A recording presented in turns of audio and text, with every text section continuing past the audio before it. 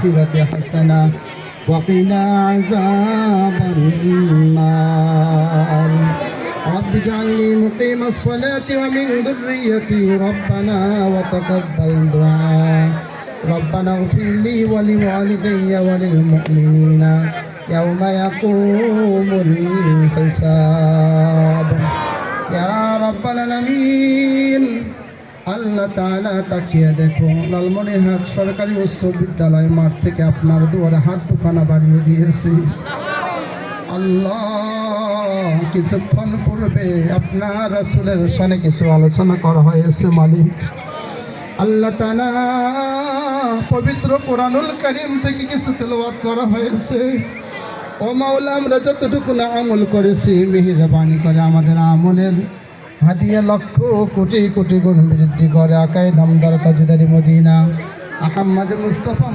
মুস্তাফা সাল্লাল্লাহু আলাইহি ওয়াসাল্লামের রওজা মুবারকে পৌঁছাইয়া দাও আল্লাহ তাআলা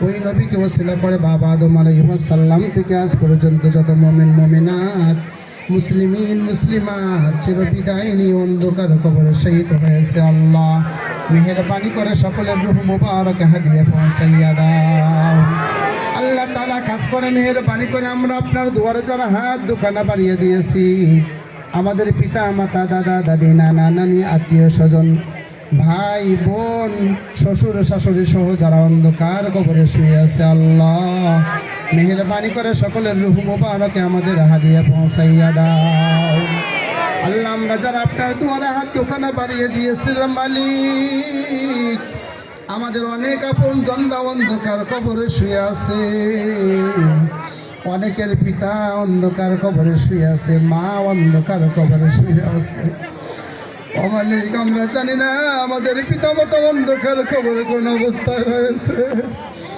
আল্লাহ যে মা আমাদেরকে দীর্ঘদিন গর্ভে ধারণ করেছেন মালিক আল্লাহ আমরা যখন মায়ের গর্ভে ছিলাম মা দুঃখিনী কত কষ্ট করেছেন আমাদের জন্য কত রাত ঘুমাতে পারেন নাই আল্লাহ পেট ভরে খানা পর্যন্ত খেতে পারেন নাই রে মালিক আল্লাহ ওই মা জানি না কার কার অন্ধকার কবরে শুয়ে আছে আল্লাহ মেহেরবানি করে আমাদের ওই মায়ের কবরকে জান্নাতের বাগান বানাইয়া দাও আল্লাহ আমাদের পিতা আমাদের জন্য কত কষ্ট করেছে পিতার টাকা দিয়ে আমরা আজকে শিক্ষিত হয়েছে রে মালিক আল্লাহ কত কষ্ট করে আমাদের জন্য মাওলায়ে কারীম রোজগার করেছিল ওই পিতা আমাদের অন্ধকার কবরে শুয়ে আছে আল্লাহ মেহেরবানি করে পিতার কবরকে জান্নাতের বাগান বানাইয়া দাও আল্লাহ যে প্রতিষ্ঠানে বসে আপনার দুয়ারে হাত দুখানা বাড়িয়ে দিয়েছি আল্লাহ আল্লাহ এই প্রতিষ্ঠানের শুরু থেকে আজ পর্যন্ত মাওলা আল্লাহ যত শিক্ষক শিক্ষিকা মণ্ডলী ছিলেন মাওলায়ে কারীম মেহেরবানি করে সকলকে মাফ করে দাও আল্লাহ আল্লাহ হয়তো বা অনেক শিক্ষক শিক্ষিকা এখান থেকে বিদায় নিয়ে আপনার দরবারে চলে গেছে আল্লাহ মেহেরবানি করে তাদের কবরকে জান্নাতের বাগান বানাইয়া দাও আল্লাহ বর্তমান যারা আল্লাহ খিদমতে নিয়োজিত তারা শয়তানের ভাই হবে তোমরা কেউ শয়তানের ভাই হতে চাও কেউ ভাই হতে চাও একজন হাত উঠাও তো আমি শয়তানের ভাই হব বলো হবে কেউ তাহলে কথা বলা যাবে কথা বলা যাবে না মনোযোগ দিয়ে কথা শুনবা একজন কথা বলবে আরেকজন স্যাররা এখানে কথা বলবে আমরা কথা শুনবো মনোযোগ দিয়ে এটি হলো একজন আদর্শ স্টুডেন্টের চারিত্রিক বৈশিষ্ট্য আর যদি কেউ কথা বলো তাহলে বুঝতে হবে যে আদর্শ স্টুডেন্ট এখন হতে পারো নাই এই জন্য কথা বলবো না আমরা ইনশাআল্লাহ সকলে বলে ইনশাআল্লাহ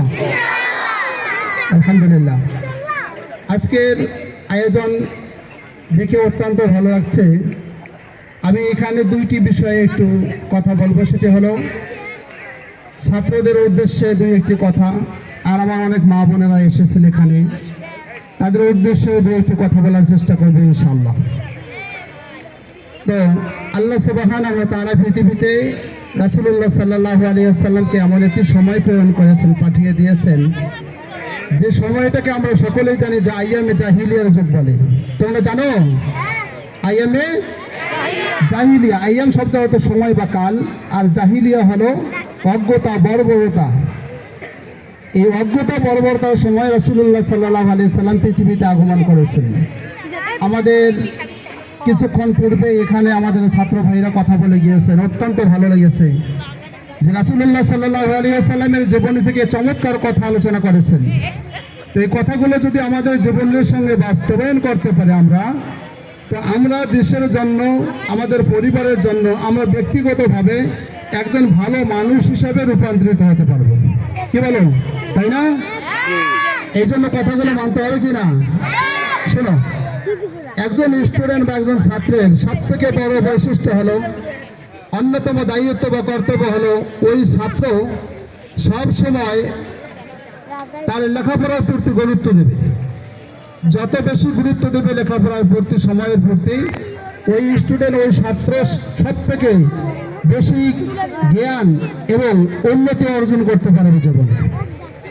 এই জন্য ছাত্রদের 1 নম্বর কাজ হলো লেখাপড়ার প্রতি গুরুত্ব দেওয়া। 1 নম্বর কাজ কি বলো? 1 নম্বর কাজ কি? লেখাপড়ার প্রতি গুরুত্ব দেওয়া।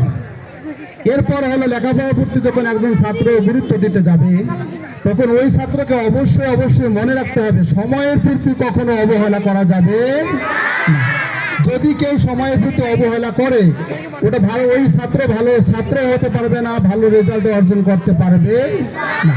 কিন্তু আমরা আমাদের দিকে তাকাই, আমরা দিনে কতটুকু পড়াশোনা করি, তারপর আমরা কতটুকু খেলাধুলা করি। আবার এই পড়াশোনা নষ্ট করার জন্য বর্তমান যুগে সব থেকে বড় ক্ষতিকারক একটা বস্তু হলো, এটি হলো কি? সবার মুখস্থ আছে তো, আমার আগে তোমরা বলছো, দেখো, তাই না? তাহলে তোমরাও বুঝতেছো যে এই মোবাইলটা জীবনকে ধ্বংস করে দেয়। কি ঠিক না? এই জন্য মোবাইলের পেছনে ছোটা যাবে না। একান্ত প্রয়োজন না হলে আমরা কেউ মোবাইল হাতে নিব না। এখন তোমাদের মোবাইল হাতে নেওয়ার বয়স নয়। যখন মোবাইল হাতে নেওয়ার বয়স হবে তখন তোমাদের আর কাউ বোঝাতে হবে না, আমিও আর তোমাদেরকে বুঝাবো না, পিতামাতাও বোঝাবে না। তাহলে এখন যদি মা বাবা বলে যে মোবাইল নেওয়া যাবে না, পড়তে বসো, সঙ্গে সঙ্গে কি করতে হবে? পড়তে বসতে হবে। এই মোবাইলের আসক্তি যার মধ্যে আছে, ওই স্টুডেন্ট জীবনে ভালো রেজাল্ট করতে পারবে না। তাহলে এই মোবাইল হাতে নিয়ে সময় নষ্ট করার সুযোগ আছে আমাদের? সুযোগ নেই। এরপর যে কথাটি, এটি হলো রাসূলুল্লাহ সাল্লাল্লাহু আলাইহি ওয়াসাল্লাম মানুষের মুক্তির জন্য পৃথিবীতে এসেছেন। শুধু ইসলাম ধর্মের জন্য নয়, মনোযোগ দাও, শুধু ইসলাম ধর্মের জন্য নয়। রাসূলুল্লাহ সাল্লাল্লাহু আলাইহি ওয়াসাল্লামকে আল্লাহ তাআলা কোরআনুল কারীমের মধ্যে বলছেন, ওয়া মা আরসালনাকা ইল্লা কাফাতাল লিন-নাসি বাশীরা ওয়া নাযীরা। হে রাসূল, আমি পৃথিবীতে শুধু মুসলমানদের জন্য আপনাকে পৃথিবীতে প্রেরণ করিনি, বরং পৃথিবীতে যত ধর্মের মানুষ আছে, নাজ বলতে বুঝে